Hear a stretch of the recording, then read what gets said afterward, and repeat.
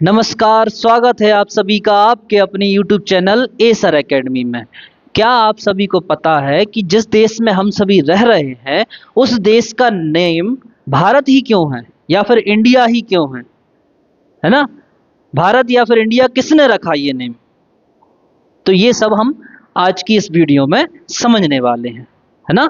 तो video start करने से पहले आप सभी से एक ही रिक्वेस्ट है कि अगर वीडियो आपको पसंद आए तो वीडियो को लाइक करें, चैनल को सब्सक्राइब करें और साथ में ये वीडियो अपने दोस्तों तक ज़्यादा से ज़्यादा तक शेयर करें, है ना? तो आज हम स्टार्ट करने वाले हैं क्लास 6 सोशल साइंस का चैप्टर 5, जो चैप्टर किसका है? हिस्ट्री का है ना? किसका चैप्टर है? हिस्ट्री का, और जिसका नेम क्या है? India a journey through Bharat. India a journey through Bharat. हमारे देश का नाम भारत कैसे पड़ा या फिर इंडिया कैसे पड़ा, किसने ये नाम रखे, इसके अलावा और कुछ नाम क्यों नहीं है? वैसे तो नाम बहुत सारे हैं, एंशिएंट इंडिया में भारत जो है ना हमारा देश है, इसके नेम बहुत सारे हैं, लेकिन हम प्रेजेंट टाइम में किन किन नाम से जानते हैं हमारे देश को? भारत या फिर इंडिया, है ना? तो आज के इस चैप्टर में हम यही समझने वाले हैं कि हमारे देश का नाम इंडिया या फिर भारत कैसे पड़ा। ठीक है, तो ये रहा हमारा क्या? इंडिया, है ना? अब जो इंडिया है, इंडिया का एंशिएंट टाइम बहुत ही रिच था। कैसा था? बहुत ही रिच था। जो हिस्ट्री थी इंडिया की बहुत ज्यादा रिच। रिच मतलब इंडिया के अंदर ऐसे राजा महाराजा हुआ करते थे जिनका जो रूलिंग एरिया है इतना ही नहीं, इससे कहीं ज्यादा था, है ना? जैसे सम्राट अशोक, जो द सम्राट अशोक थे, उनका जो रूलिंग एरिया था यहाँ अफगानिस्तान से लेकर वहाँ म्यांमार तक फैला हुआ था, है ना? इसलिए इंडिया का जो हिस्ट्री है वो बहुत ज्यादा रिच हुआ करती थी, है ना? तो प्रेजेंट टाइम में क्या है? ये रहा हमारा इंडिया। ठीक है, तो सबसे पहले हम जानेंगे कि जो हमारे इंडिया है उसकी बाउंड्रीज कौन कौन से देश से शेयर होती हैं, है ना? कौन कौन सी कंट्री से शेयर करता है। ठीक है, geographical boundaries of the Indian सब कॉन्टिनेंट। देखो यहां पर एक नेम लिखा हुआ है, इंडियन सब कॉन्टिनेंट। अब इंडियन सब कॉन्टिनेंट का मतलब क्या है? कि सिर्फ इंडिया कंट्री, है ना? क्या सिर्फ इंडिया कंट्री? नहीं, इंडियन सब कॉन्टिनेंट का मतलब ये है कि जो हमारा कॉन्टिनेंट है, जो हमारा कॉन्टिनेंट है उसका नेम क्या है? Asia continent. हम कौन से कॉन्टिनेंट में रह रहे हैं? एशिया कॉन्टिनेंट में रह रहे हैं। लेकिन यहां पर क्या लिखा है? सब कॉन्टिनेंट। एशिया कॉन्टिनेंट का एक बहुत बड़ा एरिया जो ज्योग्राफिकल तौर पर या फिर कल्चरल बेस पर क्या है? बहुत ज्यादा फेमस है, तो वो एरिया कहलाता है क्या? सब कॉन्टिनेंट कहलाता है ना? और इंडिया के अंदर बहुत ज्यादा कल्चरल बेस पर भी डिफरेंस है और बहुत ज्यादा ज्योग्राफिकल एरिया में भी डिफरेंस है। इस कारण से इस कॉन्टिनेंट का जो एरिया है ये, इसको क्या कहा गया है? सब इंडियन सब कॉन्टिनेंट। ठीक है, सब continent a large land mass in Asia that includes India, Pakistan and Bangladesh. ऐसा लैंड मास, ऐसी जगह जो क्या है? एशिया कॉन्टिनेंट के अंदर आती है और वो बहुत ज्यादा क्या है? फेमस है। किस लिए? कल्चरल बेस पर या फिर ज्योग्राफिकल एरिया के वजह से बहुत ज्यादा फेमस है। तो इस एरिया को हम क्या कहेंगे? इंडियन सब कॉन्टिनेंट। इंडियन सब कॉन्टिनेंट के अंदर कौन कौन सी कंट्रीज आती हैं? पाकिस्तान, इंडिया और बांग्लादेश। पाकिस्तान, इंडिया और बांग्लादेश, साथ में आसपास की और भी कंट्री किसके अंदर आती हैं? इंडियन सब कॉन्टिनेंट के अंदर आती हैं। ठीक है ना? तो सब कॉन्टिनेंट आपको समझ में आ गया होगा। इसके बाद हम जानेंगे कि जो हमारी कंट्री है इंडिया, ये अपनी बाउंड्रीज कौन कौन से कंट्रीज से शेयर करती है। ठीक है, सबसे पहले हम जानेंगे कि डायरेक्शन के हिसाब से कहां पर कौन सा देश है ना? इंडिया में डायरेक्शन के हिसाब से कहां पर कौन सी कंट्री है या फिर कौन सा देश है। तो यहां पर मैंने क्या बनाया है? डायरेक्शन साइंस बनाए हैं। क्या बनाए हैं? डायरेक्शन साइन बनाए हैं। सबसे ऊपर कौन सा है? कौन सी डायरेक्शन है? नॉर्थ डायरेक्शन है। नीचे की ओर कौन सी डायरेक्शन है? साउथ, है ना? राइट साइड की ओर कौन सी है? ईस्ट है। और लेफ्ट साइड कौन सी है? वेस्ट है। इतनी बात समझ में आ गई। और किन्हीं दो डायरेक्शन के बीच की डायरेक्शन, जैसे नॉर्थ और ईस्ट, नॉर्थ और ईस्ट के बीच में कौन सी डायरेक्शन आएगी? नॉर्थ और ईस्ट डायरेक्शन आएगी, है ना। साउथ और ईस्ट के बीच में कौन सी आएगी? साउथ ईस्ट आएगी। साउथ और वेस्ट के बीच में कौन सी डायरेक्शन आएगी? साउथ वेस्ट आएगी। ऐसे ही नॉर्थ और वेस्ट के बीच में कौन सी डायरेक्शन आएगी? नॉर्थ और वेस्ट डायरेक्शन आएगी। इतनी बात समझ में आ गई। अब हम जानेंगे कहां पर कौन सा देश है। देखो, नॉर्थ साइड में कुछ नहीं है, वहां पर क्या है? हिमालय है ना। जो इंडिया है, इंडिया के नॉर्थ साइड में क्या है? हिमालय है। यहां से लेकर यहां तक क्या है? ये पूरा का पूरा हिमालय माउंटेन रेंज है, ठीक है। अब इसके बाद नॉर्थ ईस्ट, नॉर्थ ईस्ट में कौन सी कंट्रीज हैं? यहां पर कौन कौन सी कंट्रीज हैं? चाइना है, भूटान है और नेपाल है। चाइना है, भूटान है और नेपाल है, ठीक है। अब इसके बाद हम कहाँ जा समझेंगे? ईस्ट डायरेक्शन में कौन सी कंट्रीज हैं। ईस्ट डायरेक्शन में म्यांमार है और क्या है? बांग्लादेश है। म्यांमार और बांग्लादेश। इतनी बात समझ में आ गई। अब इस साइड आ जाओ। कौन सी साइड? नॉर्थ वेस्ट की ओर। नॉर्थ वेस्ट में कौन कौन से कंट्रीज आती हैं? पाकिस्तान और अफगानिस्तान। कौन कौन सी? पाकिस्तान और अफगानिस्तान। अब इसके बाद हम समझेंगे कि जो साउथ वाला एरिया है, इंडिया का साउथ वाला एरिया है, वो एरिया ऐसा है कि वो चारों चारों तरफ से तो नहीं, टू साइड से किससे घिरा हुआ है? समुद्र के पानी से घिरा हुआ है ना। किससे घिरा हुआ है? समुद्र से घिरा हुआ है ना। लेकिन जो इंडिया की वाटर बाउंड्रीज हैं, देखो ये क्या है? समुद्र से घिरा हुआ है। अब समुद्र में भी क्या है? बाउंड्रीज हैं। अब ये वाटर बाउंड्रीज कौन कौन सी कंट्री से शेयर करता है? तो साउथ में श्रीलंका से शेयर करता है और साउथ वेस्ट में मालदीव से शेयर करता है ना। कहां कहां पर? साउथ में श्रीलंका से और साउथ वेस्ट में मालदीव से। इतनी बात समझ में आ गई। अब इसके बाद हम जानेंगे कि जो समुद्र है दोनों साइड, उसका कुछ ना कुछ क्या है? नेम है। तो जो ईस्ट डायरेक्शन में जो सी है वो क्या कहलाता है? बे ऑफ बंगाल कहलाता है। क्या कहलाता है ये? बे ऑफ बंगाल।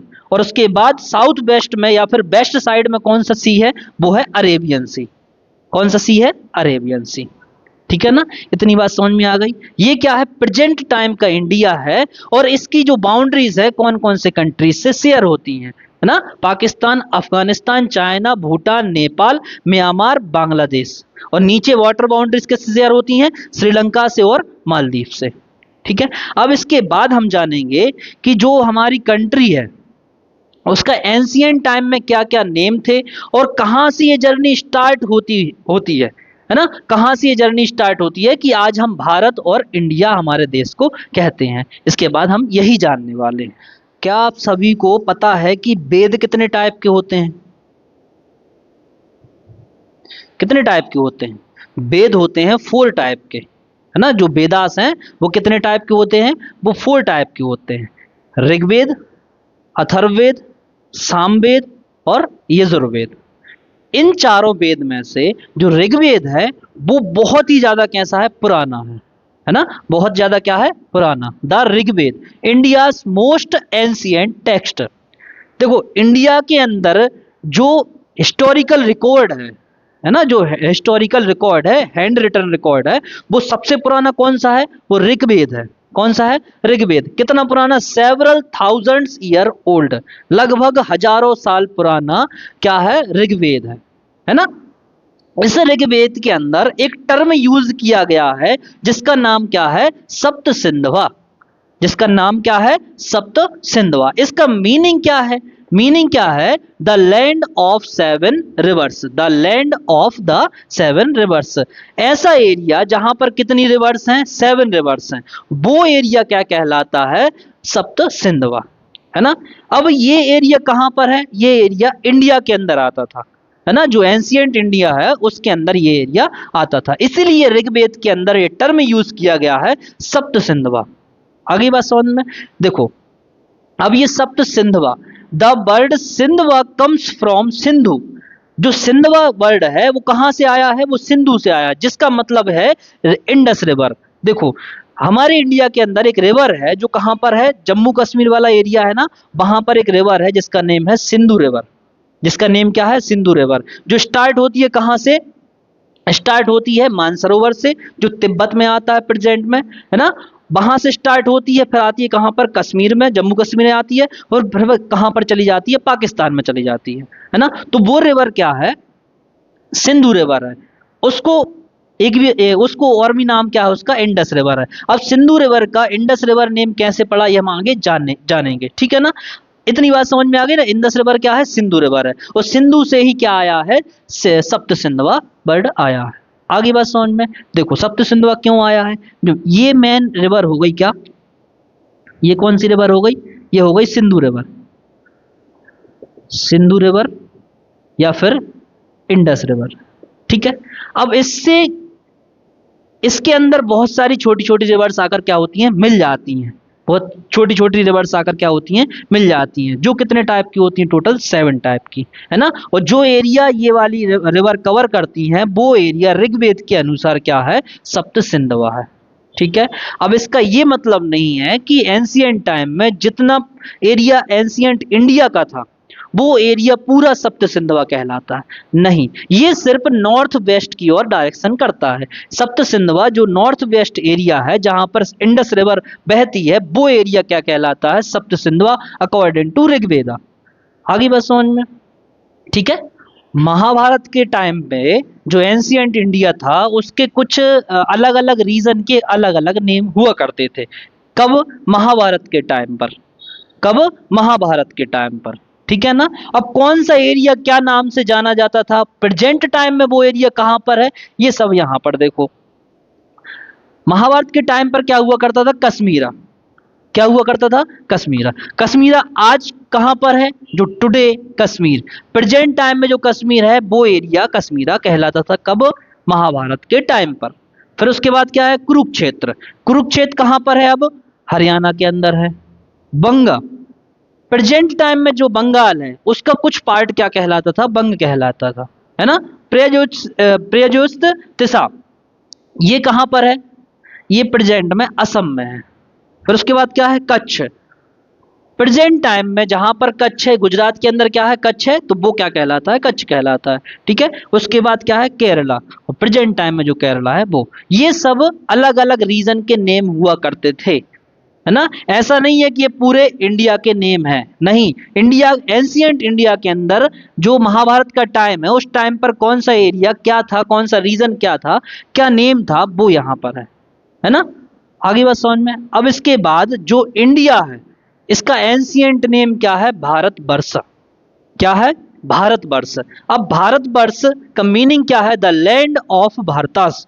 देखो भारत की जो जमीन है, भारत की जो जमीन है वो क्या कहलाएगी, भारतवर्ष कहलाएगी, क्या कहलाएगी, भारतवर्ष। अब ये भरत क्या है, Bharat first appears in Rigveda as a prominent Vedic group. First time Bharat जो वर्ड है उसका अपीयरेंस कहां पर मिलता है, वो मिलता है हमें ऋग्वेद के अंदर, कहां पर मिलता है, ऋग्वेद के अंदर, जिसका मतलब क्या है, वैदिक ग्रुप, है ना। भरत का मतलब क्या है, ऋग्वेद के अनुसार कि वैदिक ग्रुप, है ना। कुछ ग्रुप्स हैं, वैदिक ग्रुप्स होते हैं, उनका नेम क्या हुआ करता था, भारत हुआ करता था, है ना।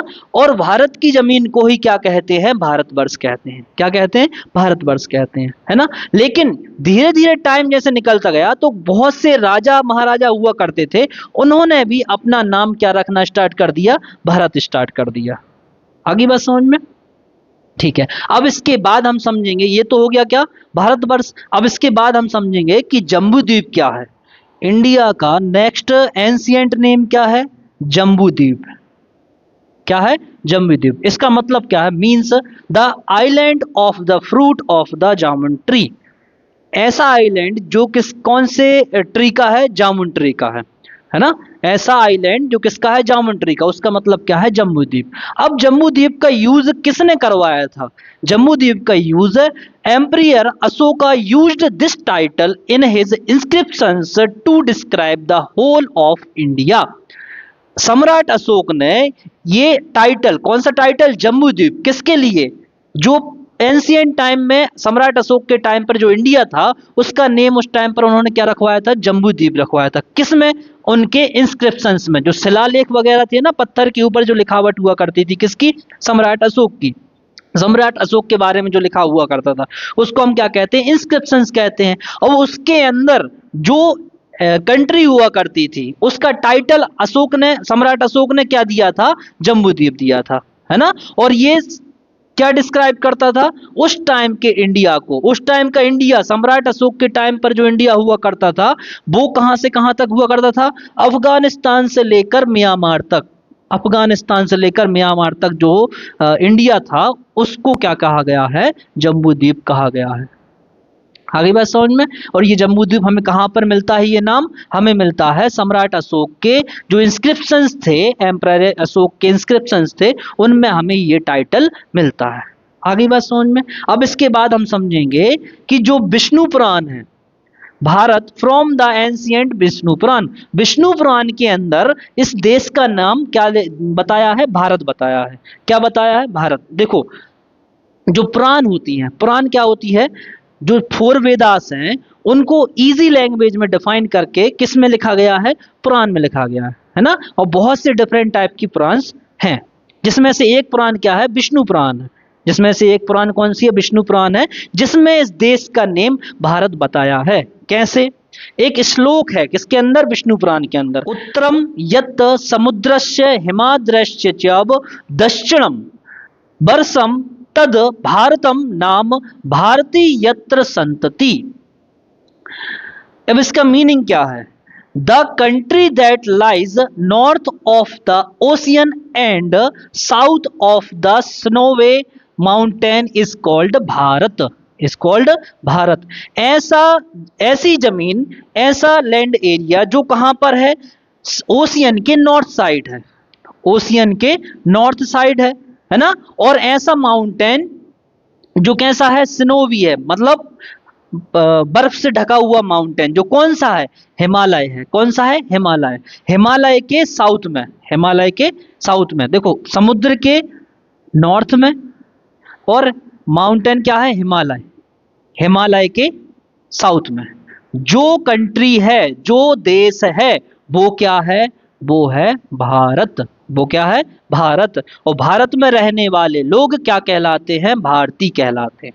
क्या कहलाते हैं? भारतीय कहलाते हैं। इतनी बात समझ में आ गई? The name Bharat is still highly active today. Present time में हम हमारे देश का नेम ज्यादातर क्या कहते हैं? भारत कहते हैं उसको। क्या कहते हैं? भारत। लेकिन भारत, भारतम, भारत नॉर्थ साइड और साउथ साइड क्या है? Bharatam. North India typically written as a Bharat. जो नॉर्थ इंडियंस हैं, नॉर्थ इंडिया के अंदर जो हमारा देश है उसका नेम क्या लिखा जाता है? जनरली भारत बोलते हैं उसको, है ना। क्या कहते हैं? भारत कहते हैं। लेकिन साउथ इंडिया है, वहां पर क्या कहा जाता है? भारतम। क्या कहा जाता है? भारतम कहा जाता है। ठीक है ना। मतलब नॉर्थ इंडिया में भारत और साउथ इंडिया में भारतम। एक क्या है? लिटरली एविडेंस है ना।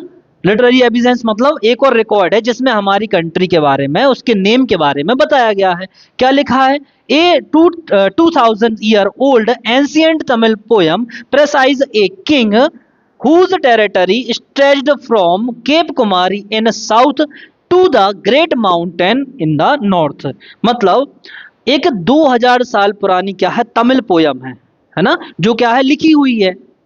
इसलिए हम क्या कर रहे हैं? Literary evidence. एविडेंस कौन सा? जो हाथ से लिखा है। वो क्या है? एक पोयम है जो कितने साल पुरानी है? 2000 साल पुरानी है, जिसमें एक राजा के बारे में बताया गया है। क्या बताया है? राजा के बारे में बताया गया है कि उसकी जो टेरिटरी है, टेरिटरी मतलब रूलिंग एरिया, है ना। एक राजा है जिसका रूलिंग एरिया कहां से कहां तक है?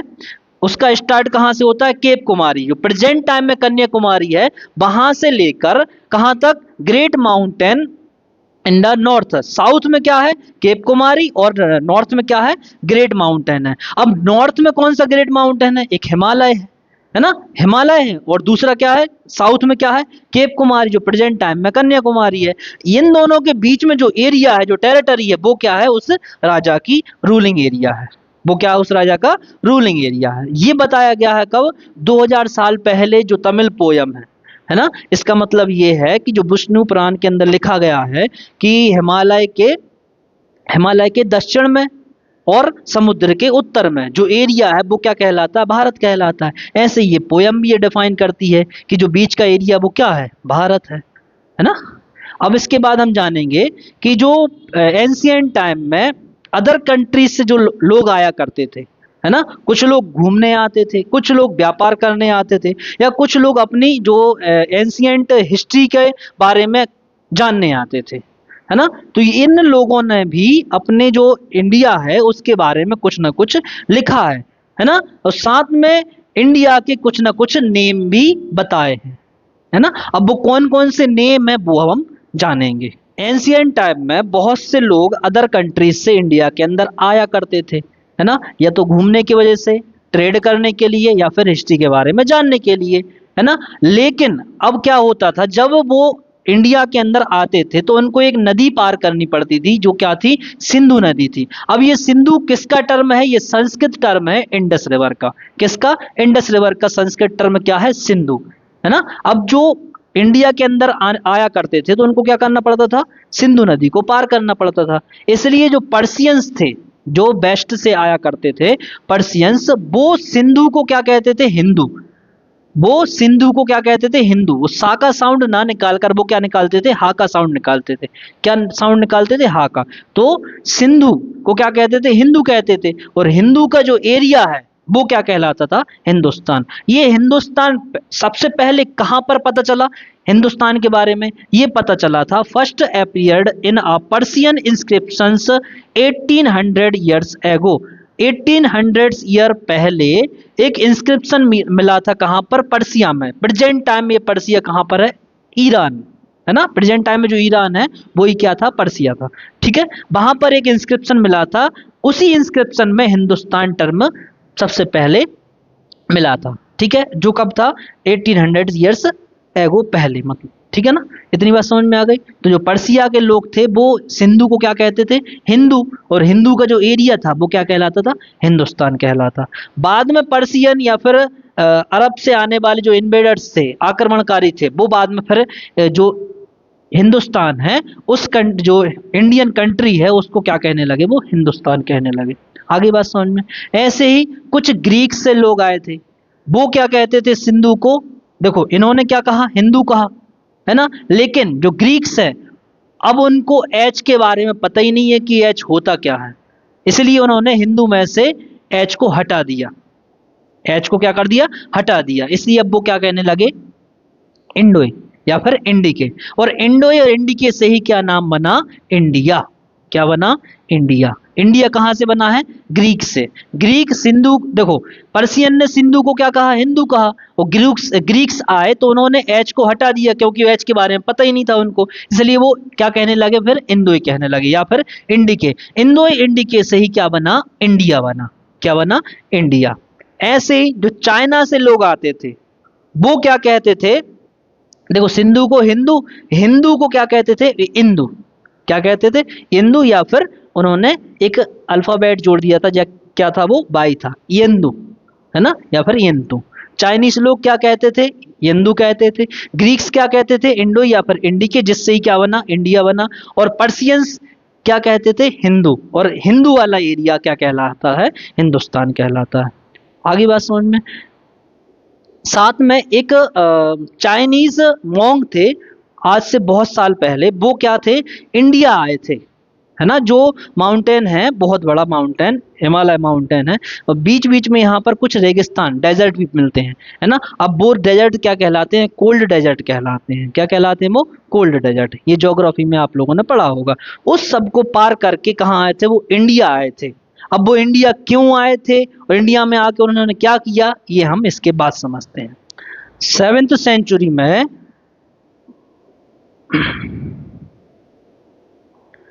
famous 7th century Chinese monk Tang dynasty crossed dangerous desert mountains to study Buddhist scriptures in India।